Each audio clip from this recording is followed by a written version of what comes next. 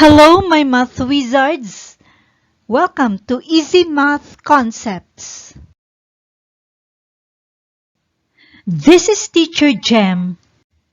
Today, our topic is about finding the greatest common factor through the listing method. Let's find the GCF of 48 and 64 using the listing method. Now, let's write 48 here and 64 here. Let's identify the factors of 48 first. Let's also take note that the median of 48 is 24. Let's start with 1 upwards. 1 times 8 is equal to 48. So let's write 1 and 48. 2 times 24 is equal to 48. So let's write 2 and 24. 3 times 16 is equal to 48. So let's write 3 and 16. 4 times 12 is equal to 48. So let's write 4 and 12. Next is 5. 5 is not a factor of 48. 6 times 8 is equal to 48. So let's write down 6 and 8 as factors of 48. Next is 7. 7, however, is not a factor of 48. Then 8, we're done with 8. 9 is not a factor of 48. 10 also is not a factor of 48. 11 is not a factor of 48. For 12, we're done with it. 13, 14, and 15 are not factors of 48. We're done with 16 here. Next is 17 up to 23. They are not factors of 48. And 24, we're done with 24 as well. Now, we've reached the median. 24 is the median. So we stop listing right here. As mentioned in the previous video, there's no point continuing with the numbers in between the median and the last number, which in this example is 48, because all results would lead to answers that are not whole numbers. So there's going to be a remainder. In short, these numbers are not factors of 48. The factors of 48 are 1, 2, 3, 4, 6, 8, 12, 16, 24, and 48. Let's go to 64. Let's also take note that the median of 64 is 32. 1 times 64 is equal to 64. Let's list down 1 and 64. 2 times 32 is equal to 64. Let's list down 2 and 32. 3 is not a factor of 64, so let's go to 4. 4 times 16 is equal to 64. Let's list down 4 and 16. 5, 6, and 7 are not factors of 64. Next is 8. 8 times 8 is equal to 64. 8 is listed once only. It is not repeated, and the same principle applies for all perfect squares. Next, 9 to 15 are not factors of 64. We're done with 16 also. For 17 up to 31, they are not factors of 64. And for 32 here, we're done with 32. So we have listed all the factors of 64. And these are 1, 2, 4, 8, 16, 32, and 64. The common factors of 48 and 64 are 1, 2, 4, 8, and 16. The greatest common factor is 16. Next, let's find the GCF of 24, 36, and 60. Let's write down 24, 36, and 60. Let's start with 24. 1 times 24 is equal to 24. Let's list down 1 and 24.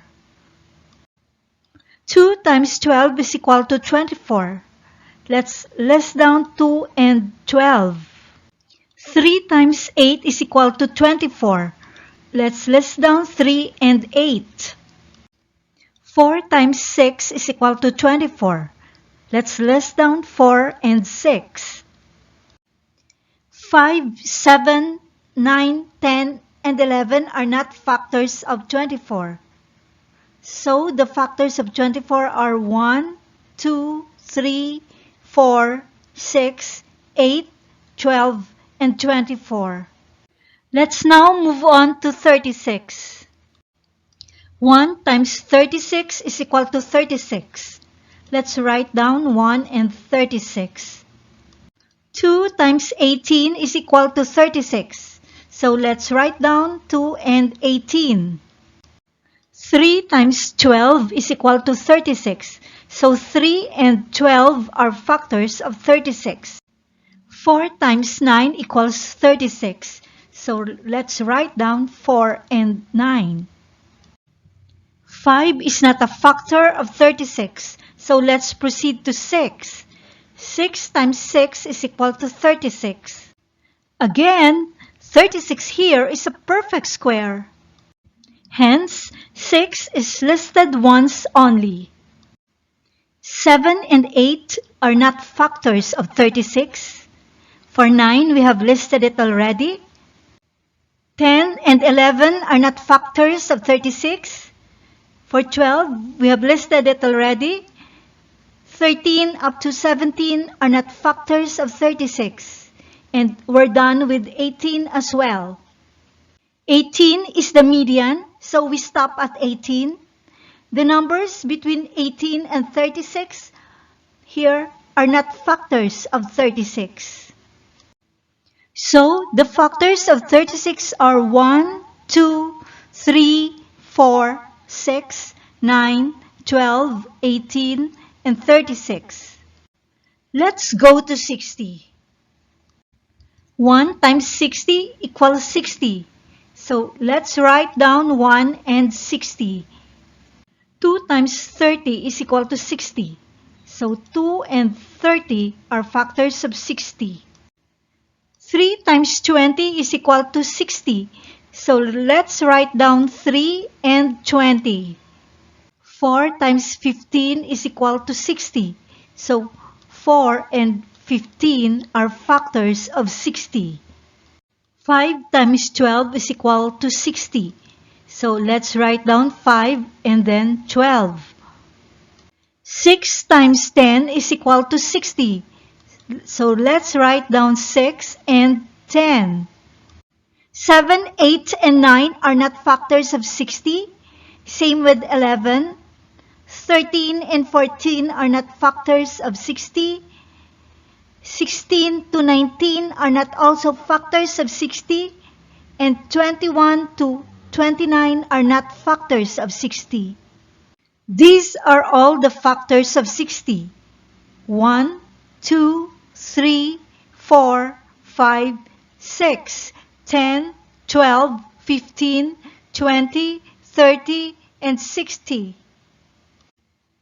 The factors that are common to 24, 36, and 60 are as follows. 1, 2, 3, 4, 6, and 12.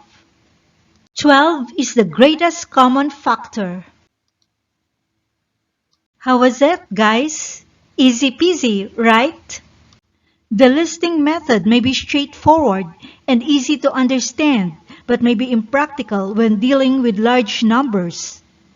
Listing all factors of big numbers may be time-consuming and tedious. That's why other more efficient methods may be preferred. In my next videos, I'll be discussing other methods like prime factorization and long division. That's all, my math wizards. I hope you find the content of my video valuable. Thank you for watching. See you next time.